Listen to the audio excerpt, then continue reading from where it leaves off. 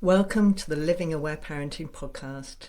My name's Marion Rose, PhD, and I am so glad to be sharing about aware parenting with you. Aware parenting was created by Aletha Salter, PhD. You can find her work at the Aware Parenting Institute website at www.awareparenting.com. I'm a Level 2 Aware Parenting instructor and the Regional Coordinator for Australia, New Zealand and Indonesia.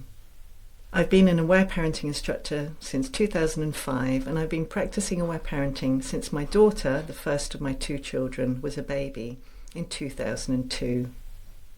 In the Living Aware Parenting podcast, I share about Aletha Salter's work in the most distilled and concise way that I can to support parents to understand the philosophy of this groundbreaking approach, the practices and ways to live and embody this life-changing work. I've been fascinated by this work for more than 2 decades, and my understanding of it becomes more and more nuanced over time.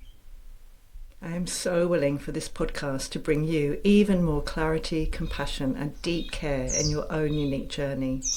Thank you for coming on this voyage of discovery with me.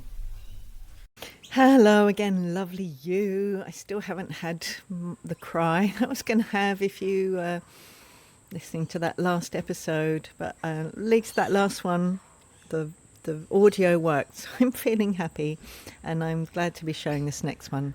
So this one, when I wrote the notes for it, I felt really moved actually. This is really important to me, this particular episode, and I wonder how you feel when you listen to it. And again, if you're already familiar with aware parenting, I invite you to ask yourself the same question, actually, in terms of what you've really learned about the true nature of human beings. What has aware parenting helped you see and understand more, or more clearly, or in the first place? There's so much of what I have learned through aware parenting has been through my own lived experience, my observations, my feelings. And those are so deep and wide that they really can never be taken away from me. And I wonder if you have that similar experience too. And just how powerful lived experience is. And I've learned to see what I believe is the true nature of human beings. And I'm not saying I've seen every single aspect of that I have seen things that have made such a huge difference to how I perceive human beings to be. So, for example, if you listen to that recent episode, which I don't know, I've got my fingers crossed, I'm willing to have got the sound back for that one, where I was sharing about listening to our daughter, who's now 23, when she was 3 months old, her dad and I holding her in our arms, and all her needs had been met. She'd been being fed for a long time before that, and listening to her feelings as she expressed them in our loving arms, till she expressed the first chunk of feelings that we ever listened to. And she came out the other side really exuding a quality of presence that lit up the room. And look, there's a big wind coming at the moment. A big wind. It was big. It was powerful, just like that big wind. It was such a powerful experience being with her. She exuded that quality of presence. That for me really helped me see the true nature of human beings. Like, she was a little bit, again, not at that point, but other times I witnessed both of them being antsy and agitated. There, she was just a bit less present, bit less eye contact, just slightly less present than she had been. After expressing those big feelings, she exuded presence. The presence filled the room. She was deeply relaxed in her body. She was smiling. And if you've heard that episode recently, when Michael shares about this now, he still cries about it. He has tears in his eyes when he remembers that moment. That moment was pivotal for both of us. And for me, in my understanding of, when we are lovingly present with another, they express painful feelings, they go to the depth of those painful feelings, they feel them, they express them, they release them, and they become more present and more relaxed than they had been before. And not only that experience, but many others which I'll share about, I have lost fear of feeling the biggest and most painful feelings. It's helped me understand feelings, and particularly the expression of them, crying and raging, big, loud, intense expression of feelings. How could I be scared of them when I witnessed my daughter as a baby and my son as a newborn baby express painful feelings in always in loving arms, babies always in loving arms, always with presence, children always with presence, and every single time come out the other side more present and more relaxed, not dissociated, not just exhausted, present, or maybe tired sometimes, or so relaxed they would fall asleep. But the quality of presence still would be visible in their bodies, the relaxation, not dissociation. Again, I invite you to listen to, which episode was that, where I talked about my own background, differentiating dissociation from relaxation and how vital that is, and how I see that as a massive contribution from aware parenting.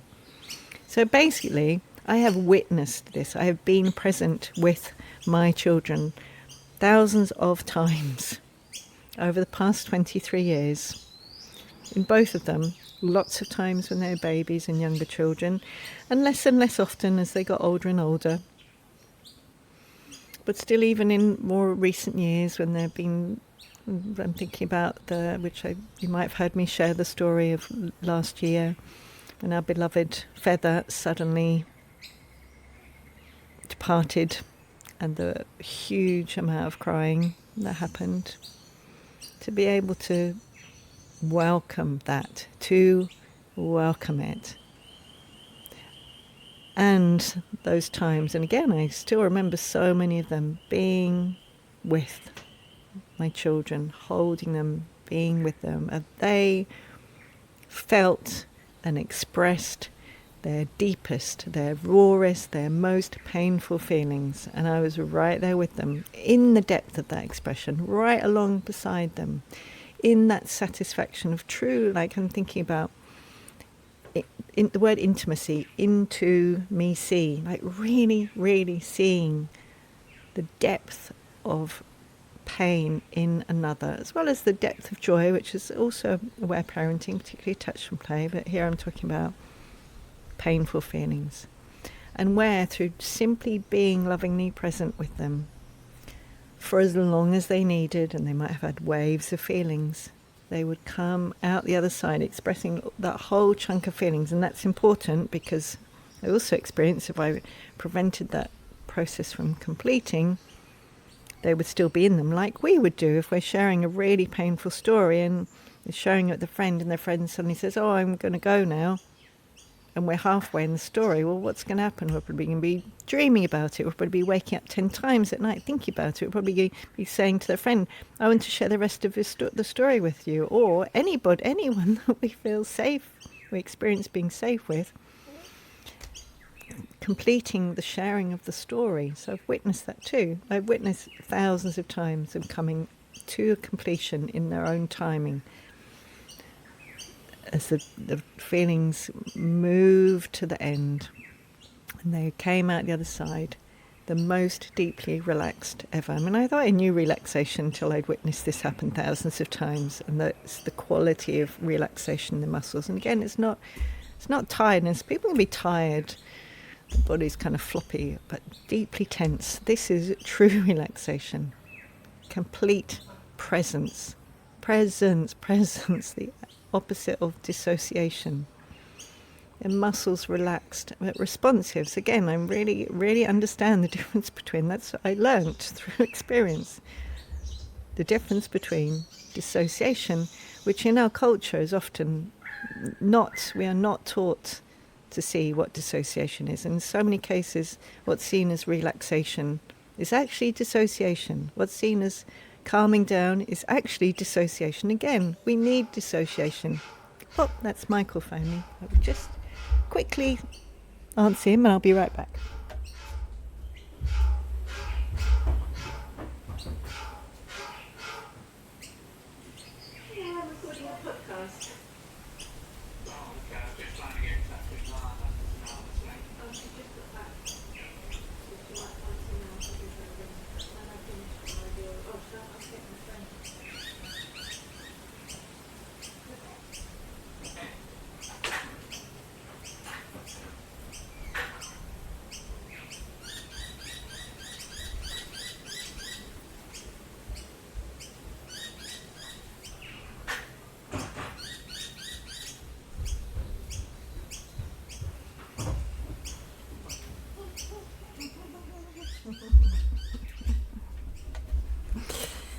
was Michael, the father of my children, phoning Lana, who has, as I was saying earlier on, she's just completed her second year of art school today. So it's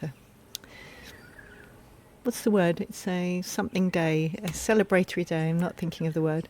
So anyway, thousands of times. Interesting that Michael called then, because he's experienced it thousands of times too. The light shining through their eyes. You're just really seeing that quality of presence. Their faces, the deep relaxation, like you might have experienced if you've been for I don't know, deep.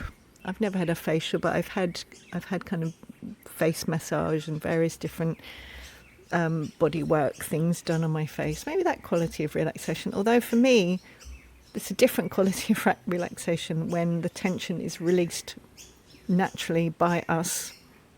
It's delicious. The light shining through their eyes.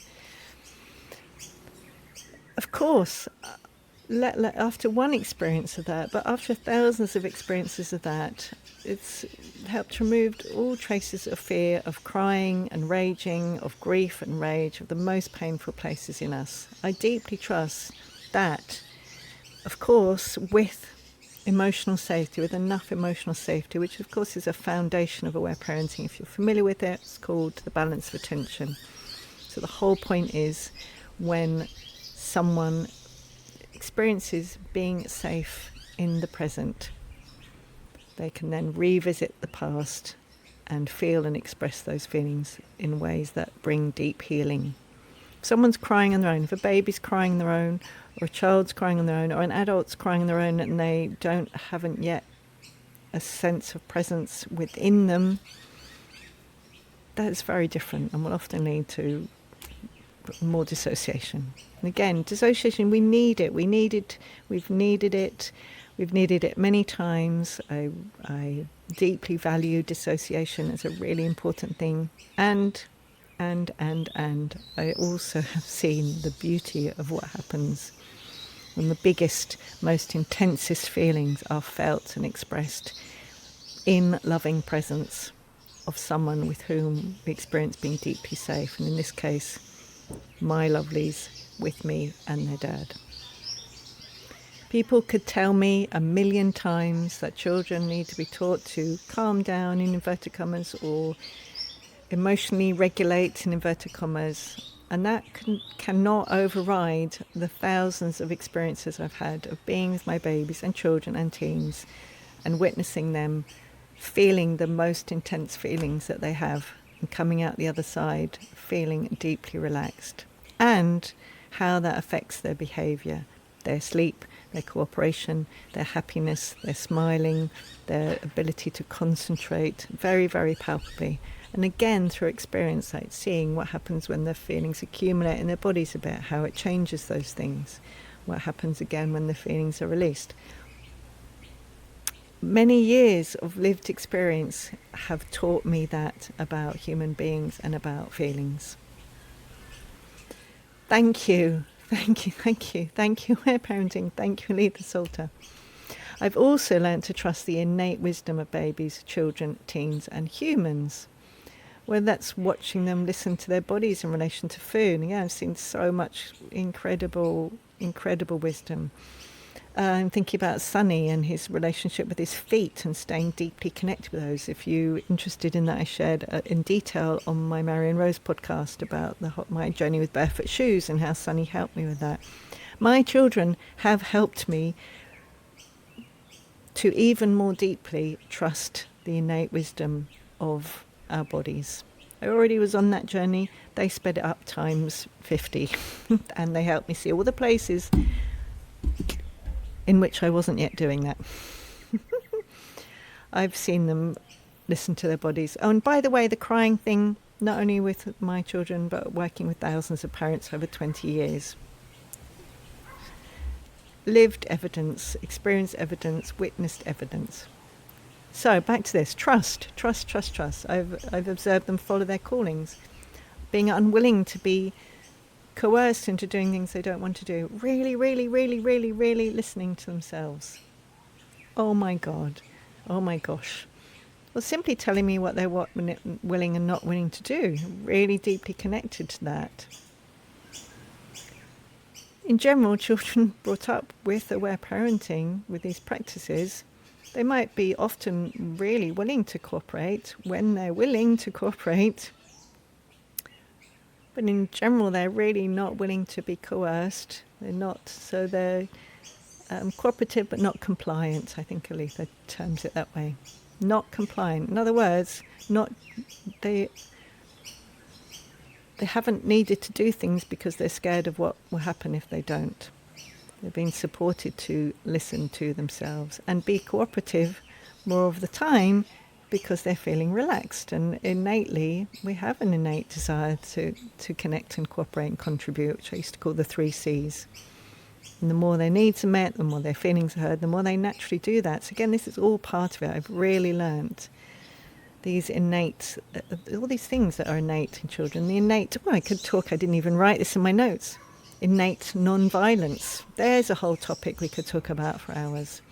And again, if you've listened to my episode where I talk in detail about my own experience of my journey and with my children, for those first 4.5 years, the innate non-violence, because I aimed to meet a lot of their needs and listen to a lot of their feelings, so they were completely gentle with each other. I think there was one occasion in that 4.5 years where there was something, I think it was, so I just really want to be completely honest. It was quite a small thing in the scheme of things. It wasn't a hit or anything, it wasn't a push.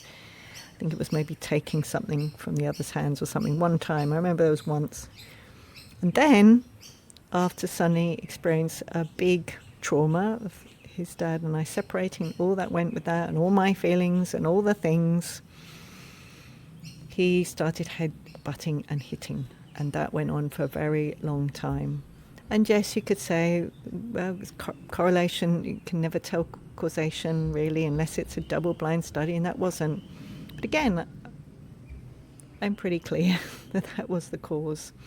And so for me, that whole idea that children just are innately violent, they need to learn to be compassionate, you cannot persuade me that, because it's not only my own experience, it's working with thousands of parents over 20 years where I've heard over and over again different versions of people's own stories about this.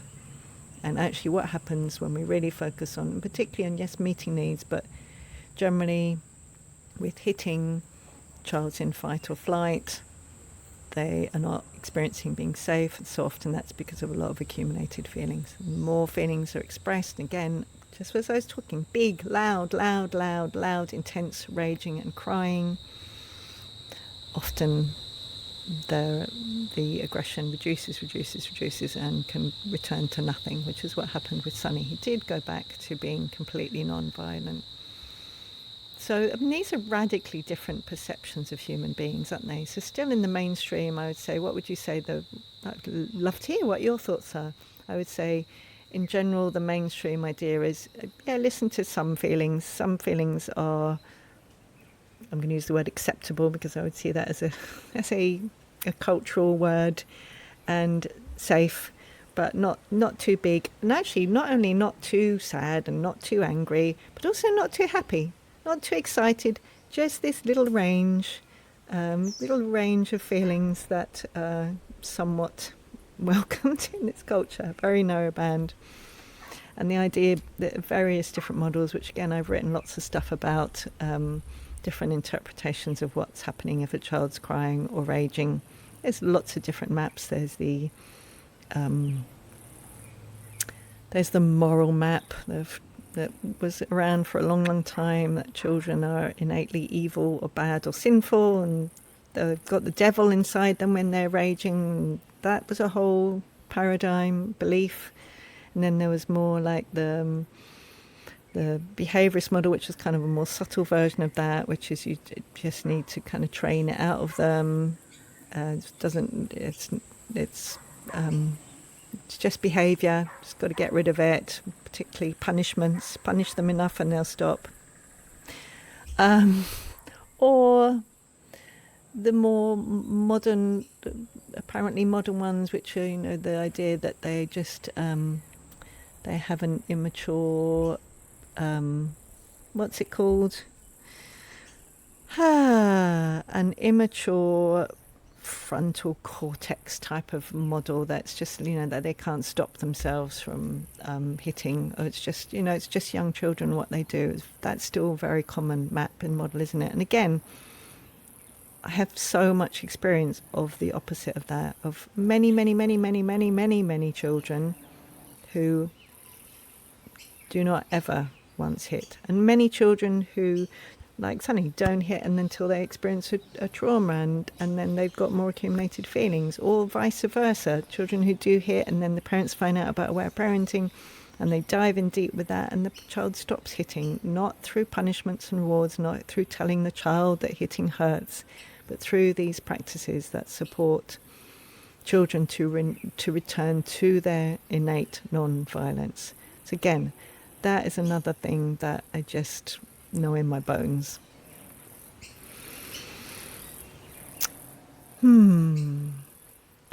What else have I learned? I've learned that most of the work in parenting is our own inner work. Within a culture, I would say the biggest work is changing the culture. That's why I'm very passionate. I'm really passionate about not blaming on the parents. It's just because we grew up in this culture, which I call the disconnected domination culture, where we were conditioned in certain ways, where we experience certain stresses or traumas, why we then respond to our children in certain ways. So absolutely, I'm all about changing the culture and also supporting individual healing, so individual and collective transformation. That's what I'm here for. I signed up for it and I'm here to support it. And so much of that is freeing ourselves from cultural conditioning, and that can take a very long time. And I often talk to mentees about this. We're in that journey of what really, some of these things I'm talking about, really? If I don't keep telling my child that is wrong, in inverted commas, are you sure they're not going to just, or if I don't, tell them that it's really important to say thank you every time, will they end up just completely, whatever, X, Y, and Z? If they don't tell their child who's hitting that it's not okay and it's bad and it's wrong, will they grow up believing that hitting it's fine to hit? And again, I'm using all these words in inverted commas. Of course, it takes time to free ourselves up from these beliefs, this conditioning, because we grew up immersed in it. We see it all around us still in the media, movies, blah, blah, blah, blah, blah, blah, blah. And the more we free ourselves from our conditioning, and any things that I'm sharing with you or that you read in Lalitha's books about, or my books, or any of the other Aware Parenting instructors, podcasts, courses, articles, social media posts, whatever it is, that you replacing conditioned beliefs with understandings of children that resonate with you and our inner work, that supports us to find all of these practices so much easier.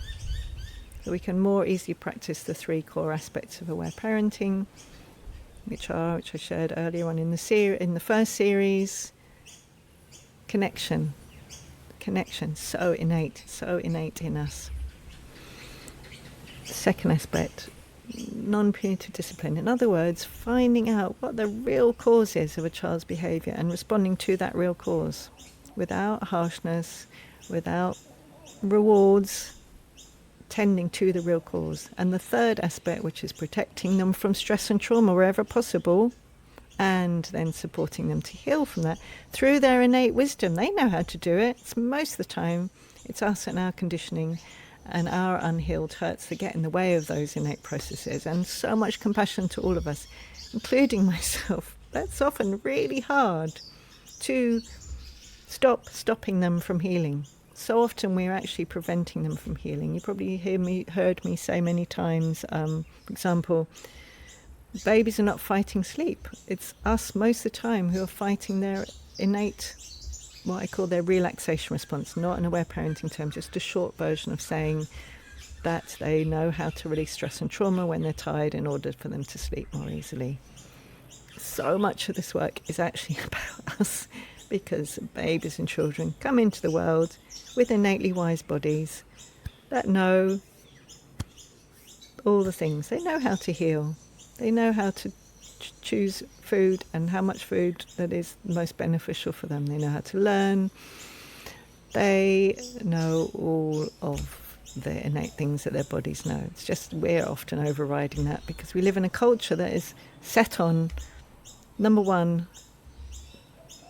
not believing in the innate body wisdom, and number two, thus overriding it, doing everything possible to override that and to block up the signals.